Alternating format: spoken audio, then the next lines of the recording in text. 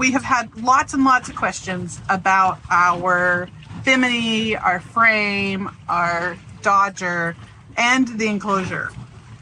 So we thought it would be a good time to update you all about how it's going, because we put this on 4 years ago. Right.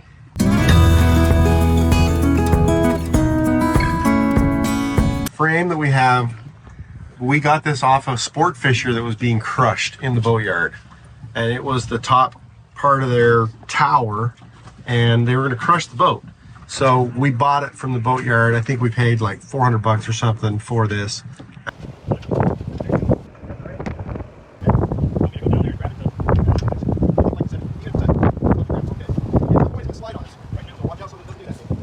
Watch your hand, Dad. Oh, you guys are awesome! Woohoo! And then we cut it up, modified it a little bit, welded it back together to fit our boat. So we added a couple supports on the top. We added some things on the front here to hold the front end, and some feet to get them in the right location. And that's doing really good. It's holding up pretty good. But more important even than that is this white top that we put on. A lot of you guys have asked about this white top. It's called expanded foam PVC. The stuff that we have is a 1/2 inch thick. We wanted a 1/2 inch because we figured we could walk on it with our structure that we have on here. These are about 16 inches apart or so, and it's plenty good for that. I can walk all over on this roof and it's all fine. The question we have is, how has it held up? It's been 4 years now. Well, I haven't had a single joint come unglued. Nothing has come off. The rail that I glued on the top has not come off. It's only held on by glue. Everything is held up fine. There's a few little maybe scratches in the outside because it is a little softer, but it's nothing major. And we didn't paint it. Yeah, it's not painted. It's as it came. The edges that were cut, they're a little more porous than the surface area, so they tend to catch the dirt, and you got to clean them more often. Overall, I would say for the money we spent on this thing, this is like a 100 out of 100. I would do it again in a heartbeat, just like that. We figured that this was actually way cheaper for us than if we had done a traditional Bimini with a cloth top. Yeah, if we had already had a structure that was like most of you have, which is the stainless steel tubes for the Bimini, and we had to stretch fabric across it, this still was probably cheaper for us. Well, or to buy the stainless steel structure. So right. if you can find something like this that you can secondhand, and we've seen people that put this stuff right over the top of the stainless steel Bimini structures. This was cheaper because that's what we do here, is we do DIY, budget friendly. Yeah. That's who we are. Yep. Some of you have also asked about our front area. That is the polycarbonate that is wrapped at that curve around the outside. Well, this is essentially what I have. This is probably a brand name Plasticolite, Tough-Ack polycarbonate sheet. It's a 1/16 of an inch thick, and it is like, you know, I mean, I can bend that like crazy, right? And it doesn't break. And you just peel this off and you got your nice clear plastic on it, just like that. This stuff is held up pretty good. It does have a few wear scratches that you can see in it from like ropes that are rub on it or things like that that get laid up against it. It's not hardly anything really. And it's pretty easy to keep clean and pretty easy to maintain. And it's dead solid against the wind. It's awesome. So if we were going to make any improvements on this, the one improvement we would make is to mount some fans here or here. In the cooler climates, if you wake up in the morning and it's 40 degrees and very high humidity, you're going to get condensation on the inside, or it might fog over on you. And having some air movement solves that problem. And the one thing that we would also do, we have this section that comes out, and we would have made this probably a little wider, don't you think? Yeah, I think we're 2 feet wide on that, and that was my choice. I could have made it wider, and I should have made it probably more like 30 inches wide, just to make it a little easier to climb in and out of there. opening that up allows a breeze when it's warm. Like when we're at anchor and stuff, we can open it up and it'll let the air blow through.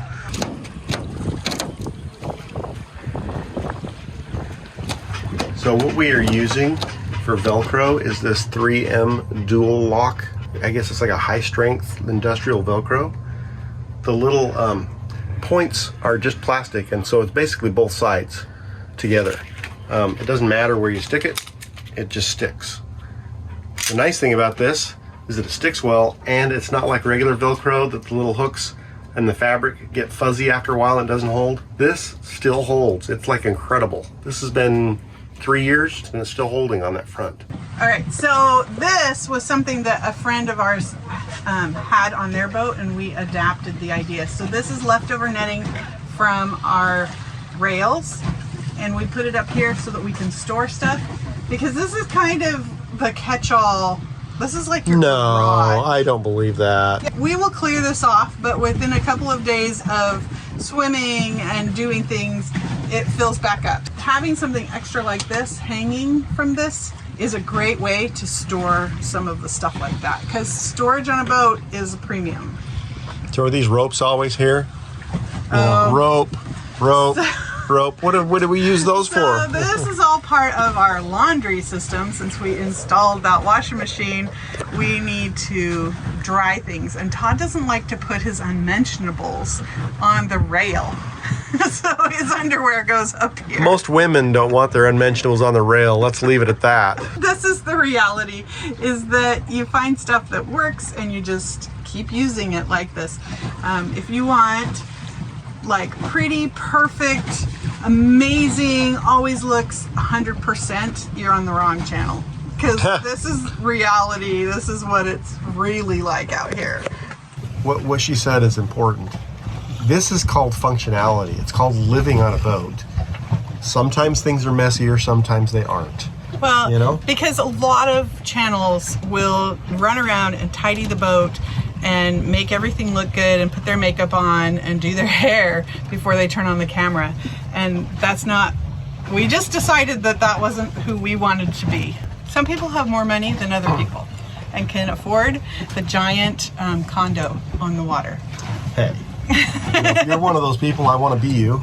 Yes. So certainly not knocking that for sure, but it definitely makes a difference. You've got to be willing to deal with what you get and can afford to get, and work with it within the parameters that you have to be functional and actually have a life. So on a monohull, which is what most of budget cruisers have, there's just limited space. Yeah. And usually what you need is in the furthest cubby, and there's 9 things in front of it. So we are just committed to keeping it real. We admit that the boats are wrecked, then it's clean, then it's a wreck, then it's clean, then it's a wreck, then it's clean. It does go back and forth, yes. Okay. All right, now, next thing, right? We want to talk about the ghetto enclosures? You can have one too? We do want to talk about the enclosure. You guys, I was embarrassed to talk about this ghetto enclosure. This was an idea that I had to keep the cold air off of us when we were coming south. And Todd was like, let's film this. And I was like, no, I'm not filming this, because I was embarrassed that I could not afford to have somebody build me an enclosure or build it myself, because it costs thousands of dollars, and I was more committed to going to the Bahamas than building an enclosure. So we built it without filming it. And then when we shared it last week, so many people reached out and were like, tell me how you did that. That is what I need. So yes, you can have this too, and we're gonna show you how we did it. So the first thing that we did was I sent Todd to Walmart to buy shower curtains. I got the polka dot ones, but then she sent me back and says, no, just clear. So they didn't have heavy duty ones there. They had lightweight and medium weight. So these are medium weight Walmart shower curtains. Now, one of the big differences between the medium weight and the lightweight, the biggest difference is the medium weight actually has a crimped ring hole in the top where you put your little hoop for going across your shower rod. Whereas the lightweight cheap ones, you just poke out a little inner thing and that's all there is to it. So there's a little more substance to that, And I believe that the vinyl is a little thicker. Yes. And maybe even more clear. Yeah. You can also get heavy duty ones on Amazon. I do not know how well you can see through them, but they say they're clear. The next thing that we had the idea was to put the adhesive zippers. Now, Todd had used these adhesive zippers once before when we were, what were you doing? You were fiberglassing. I was fiberglassing the teak tow rail in Texas, which meant sanding fiberglass on the outside of my boat, and I didn't want it inside the boat because we were living on it. So I basically tented the cockpit in so that the fiberglass dust didn't come in here. And it was also wintertime, so it was cooler. So he did that with just plastic. I just bought cheap poly vinyl from the store and wrapped it around the cockpit and cut a hole in the middle with a zipper in it to get in and out. So I was like, remember those adhesive zippers that you had? Didn't have time to order them on Amazon. Right. So Todd found them at a paint supply store. They also had them at Home Depot, but they were about twice as much money as what you can get on Amazon. We ended up using 6 zippers on ours. Yeah. So when we first showed it to you last week, it only had 2 zippers, and we have since made a couple of modifications. I paid $22 on Amazon for 4 zippers, and we paid $22 for 2 at Sherwin-Williams. And the nice thing about them, because that's what they're designed for, they stick to the vinyl pretty good. The adhesive back is very, very sticky, and if you get away from it, everything bunches up and it's very difficult and kind of a pain in the butt to work with. Think like duct tape. If you accidentally stick it to itself, it doesn't come apart. Yes. The thing that this is held up with is zip ties. Lots and lots of zip ties. So depending on what your frame setup looks like, yours might be different. We actually have a hole through here, and we've always said that this is temporary. What we've been able to do here is really understand what we like about an enclosure, what we don't like about an enclosure, where we want to be able to get out, those kind of things. This has given us that information. But it's also, we got clear down here to the Bahamas with this, and it's still working and still intact. So am I going to run out and spend several $1,000s on an enclosure right now? I'm not, because we don't actually use it that much down here. It is hotter than Hades in here with this all down and the sun coming in, and it's only 8 o'clock in the morning. So it does its thing when we need it to do its thing right now. But zip ties to whatever thing you've got here. This is how the zippers attach on ours, is this Dodger. We attach right to the plastic.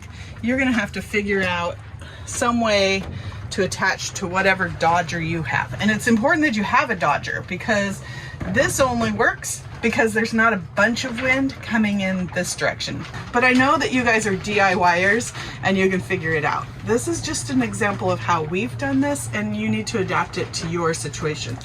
So we put zippers in our corners here because we actually have to roll them up in order to use our winch in the corner. Undo the zippers.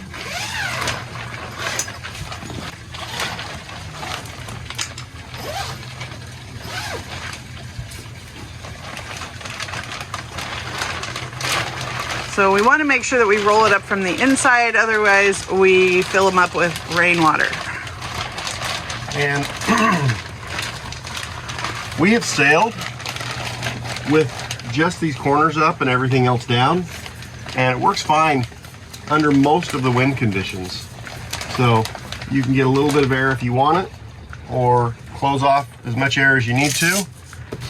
We've also sailed using this and this down, because it will come down and be on the inside. So if we're just on one tack for a long period of time, we can close that.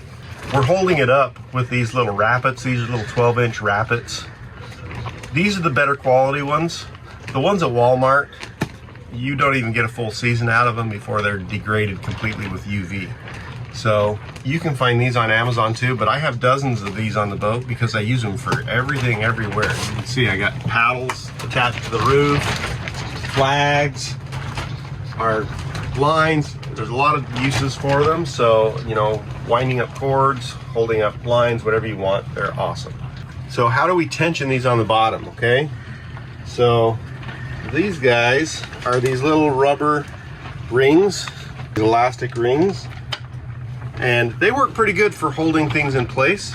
What we have found is that the large command hooks, they work really well for the most part. What we found is that we're often like kicking them with our feet when we're walking by, and we knock them off. What I found is that the smaller, less expensive command hooks actually work just as well. If you cut the little tape in half, stick them on, they work better, they're smaller, they're out of the way, they're actually almost invisible, and they hold just as well, because you're not like putting tons and tons of tension on this. You're just having enough tension to hold it down and in place. All right, so how did we figure out something to hold this to? What is this? This is just a inexpensive piece of foam board that I got from Lowe's. It's very cheap. I mean, we're talking like, I think this board was like $2, $2.50 maybe at the most. It's not expensive. It's very lightweight. It works pretty good most of the time, but they can snap. It doesn't really affect it too much, but if you want it to be more solid, you're gonna need to spend a little more money and buy a little higher quality piece of wood, like a piece of maple or something like that. Like, I recommend like scribe molding. It's a 1/4 inch thick by 3/4 inch wide, and it's pretty durable, and you can use that instead. And I put that on the back of the one in the back and the side ones to help keep that bottom down and in place when you tension it so it's not flapping.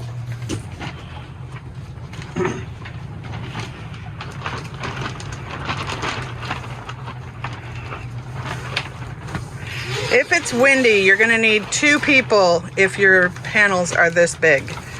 So here you can see where Todd has attached these. He's gone through the board with a zip tie and attached these here. We tried taping this to the board, and that wasn't enough by itself. So we did the zip tie through the board to this. And then that's how we're also holding on these little bungees.